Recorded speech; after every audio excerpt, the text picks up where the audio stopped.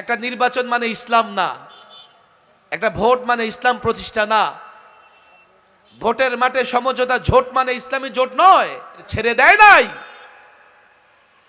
তাহলে বুঝো, আমাদের অঙ্গনের বাইরে কেউ যদি এমন ভুল করে তাকে ছাড়ার তো প্রশ্নই আসে না। আমরা নিজেদেরকেও ছাড়ি না। হকের বেলায় কারো সঙ্গে আপোষ করা যায় না, সে ভাই হলেও আপোষ করা যায় না। হক ও হক্কানিয়তের মশালায় নিজের সন্তানের সঙ্গে আপোষ করা যায় না, সেখানে দল কিংবা দলের কর্মীর সঙ্গে আপোষ করার প্রশ্নই আসে না। এই কঠিন মুহূর্তে আমি বিবারিয়ার জনগণকেও বলবো, একটা নির্বাচন মানে ইসলাম না, একটা ভোট মানে ইসলাম প্রতিষ্ঠা না। ভোটের মাঠে সমঝোতা জোট মানে ইসলামী জোট নয়। ইসলামী জোট হবার জন্যে আকীদা বিশ্বাসের জায়গায়, দ্বীনের মৌলিক বিষয়ের জায়গায় যখন আমরা পরস্পরে ঐক্যমত হব, সেটা নির্বাচন না হলেও আমাদের ভেতরে একতা ঐক্য তৈরি হবে। আর তখনই মুসলিম উম্মার বিজয় আসবে।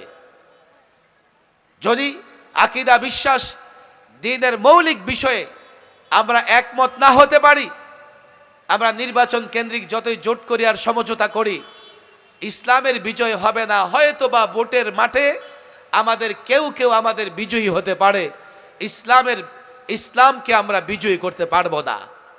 ইসলামকে বিজয়ী করতে হলে প্রকৃতপক্ষে আমাদের মৌলিক বিষয়গুলো দ্বীনের আমরা এখানে একমত হওয়া লাগবে। আমরা যদি মৌলিক বিষয়ে একমত হই, নির্বাচনে হেরেও যাই, আগামীর বাংলাদেশে আমাদের জন্যে পথ সুগম হবে, যেখানে আমরা সহজেই আমাদের চূড়ান্ত লক্ষ্যে পৌঁছতে পারবো। মৌলিক বিষয়গুলোতে একমত না হতে পারলে সাময়িক বিজয় আমরা ছিনিয়ে আনতে পারলেও মুসলিম উম্মার ঐক্য আর চূড়ান্ত বিজয়ে আমরা কখনো পৌঁছতে পারবো না। পরিষ্কার বার্তা এ সময়ও আমি বলে যাই, আমাদের ভেতরে দ্বীনের মৌলিক বিষয়, দ্বীনের আকীদা, দ্বীনের ঈমানি বিষয়গুলোতে আমাদের সমস্ত মুসলমানকে এক জায়গায় আসতে হবে। আর আকীদা বিশ্বাসের মৌলিক একটা জায়গা হচ্ছে, আমরা সাহাবায়ে কেরাম, জামাতে সাহাবাকে আমরা হকের মানদণ্ড মনে করি, সত্যের মাপকাঠি মনে করি।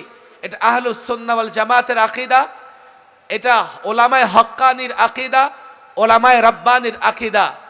সমস্ত জনগণকে এই আকীদায় আসলে আমি মনে করি একটা বিষয়ে আমাদের একটা ব্যাপকভাবে ঐক্যমতের জায়গা তৈরি হবে।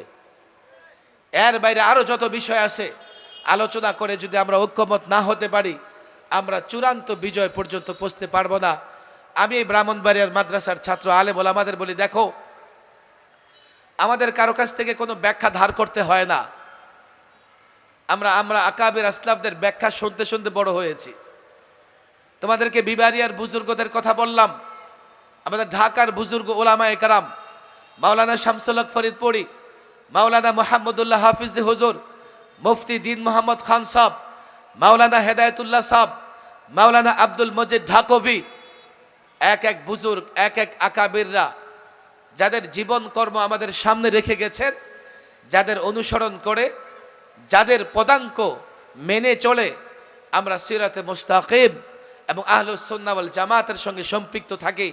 আমরা কোনো বই পুস্তক পড়েই শুধুমাত্র ঈমান আকীদার বিষয় সিদ্ধান্ত নেই নাই, ধারাবাহিকভাবে সাহাবায়ে কেরাম থেকে আমাদের আসাতিজা কেরামের মাধ্যমে আমাদের পর্যন্ত দ্বীনের সঠিক ব্যাখ্যা, দ্বীনের সঠিক চিন্তা চেতনা আমাদের কাছ পর্যন্ত এসে পৌঁছেছে। সুতরাং কোনো থিওরি, কোনো ভাড়া করা থিওরি, কোনো রাজনৈতিক ব্যক্তিত্বের থিওরি দিয়া আমাদের আকীদা বিশ্বাসকে ঠিকঠাক করতে হবে না। এই জন্য আমি বিবারিয়ার লোকদের বলি, আমাদের জন্য বড় বদনসিব আকাবিরদের সর্বশেষ নমুনা মুফতি আমিন রাহিমাহুল্লাহর রাজনৈতিক চিন্তা বলেন আর তার অন্যান্য চিন্তা বলেন, এগুলো আমরা অনুসরণ করে চলতে পারতেছি না। আমি তো বলি, মুফতি আমিন রাহিমাহুল্লাহ যেই চিন্তা চেতনায় কাজ করে গেছেন, আমার কাছে মনে হয় এটা সর্বশেষ নমুনা। আমরা যদি সেই চিন্তা ধরে, সেই চেতনা ধরে কাজ করতে পারি, এই কঠিন সময়েও ইনশাআল্লাহ আমরা বিভ্রান্ত হব না, আমরা সঠিক পথ ধরে থাকতে পারবো। এই জন্য এখানে যারা ছাত্র ওলামায়ে কেরাম আছে, আমি বলি মুফতি আমির রহমাউল্লাহর বিশ্বাস, তার চেতনা, তার কর্মপন্থা এক বাক্যে বোঝার মতো কোনো বিষয় না। তার কর্মময় জীবন, তার কর্মকৌশলের জন্য কিছুটা হলেও স্টাডি করতে হবে। তার রাজনৈতিক জীবন, তার আন্দোলনী জীবন কিছুটা হলেও আমাদেরকে পাঠ করতে হবে। তাহলে আমরা এই সময়ে এসে কিভাবে আমরা সিদ্ধান্ত নিব। আমি একটা মৌলিক কথা বলে যাই, মুফতি আমিন রহমাউল্লাহ রাজনীতি করেছেন, যদিও রাজনৈতিক পরিচয়টা তার বড়, কিন্তু রাজনৈতিক পরিচয়ের চেয়েও মুফতি আমিনের অনেক বড় বড় পরিচয় আছে। তার রাজনীতিতে উনি প্রচলিত রাজনৈতিক দলগুলোর সঙ্গে জোট করেছেন, আবার অনেক ইসলামী দলের সঙ্গেও জোট করেছেন। কিন্তু মনে রাখবেন, প্রচলিত রাজনৈতিক দলগুলোর সঙ্গে জোট করে যখন সেই জোট ক্ষমতায় এসেছে, ওই জোট সরকার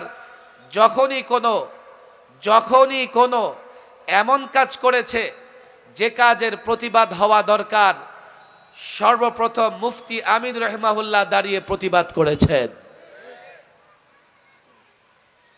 যদি তোমরা মনে করো প্রচলিত কোনো রাজনৈতিক দলের সাথে জোট করবা, আগেই মন মানসিকতা থাকতে হবে, যার সঙ্গে জোট করবা সে যদি কাল এমন কোনো কাজ করে যা কোরআন সুন্নাহ সাপোর্ট করে না, সবার আগে তোমাকে প্রতিবাদী হওয়া লাগবে। না হলে ধরে নেওয়া হবে জোট করে ইবাদ বিক্রি করে দিয়েছে। আবার যদি কোনো ইসলামী দলের সঙ্গে জোটে যাও আর সেই দলের সঙ্গে তোমার আকীদা বিশ্বাসে পার্থক্য থাকে, এতটা তাদের সঙ্গে খলত বলত হয়ে যাবা না, আকীদার সীমানা যাতে বরাবর না হয়ে যায়, এই দেয়ালটা যাতে থাকে যে তোমার সঙ্গে রাজনৈতিক জোট করেছি বটে, কিন্তু তোমার সঙ্গে আমার বিশ্বাসের পার্থক্য আছে, সুতরাং এই যে দেয়াল দিয়ে দিলাম, সীমানা দিয়ে দিলাম, এটা থাকবে।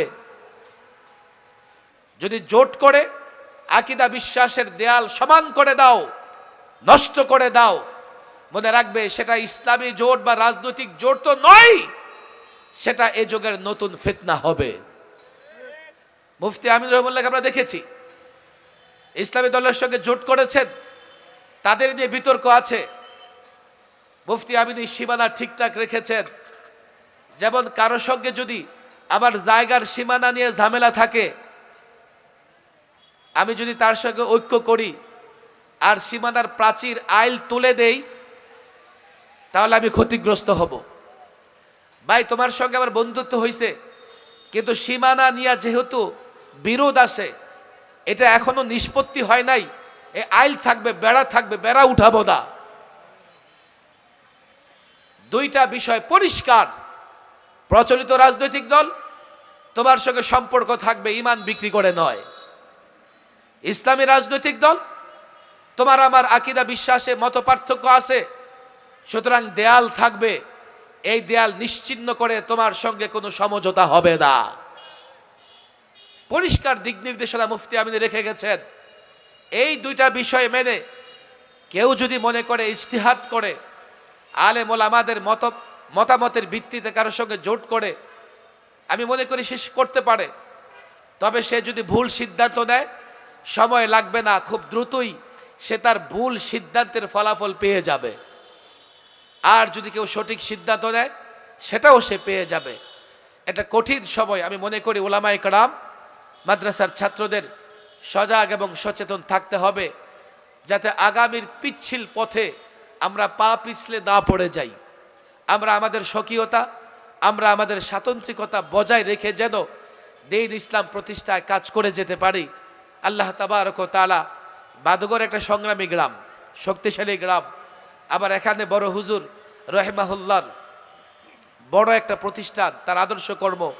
আমি মনে করি এই বাদুগরের জনগণ, আলেম ওলামা, ছাত্ররা নিঃসন্দেহে চিন্তা ফিকির করে সিদ্ধান্ত নেবেন এবং ওলামায়ে কেরামের সঙ্গে তারা বোঝাপড়া করে সামনে অগ্রসর হবেন। আল্লাহ তাবারক ওয়া তাআলা তৌফিক দান করুন। এশার আজানের সময় হয়ে গেছে, এখনই আজান হবে, মাঠেও জামাত হবে ইনশাআল্লাহ। ধারাবাহিক প্রোগ্রাম চলতে থাকবে। আমরা সকলেই এই প্রাচীন দ্বীনি প্রতিষ্ঠানের প্রোগ্রামকে সফল করার চেষ্টা করব।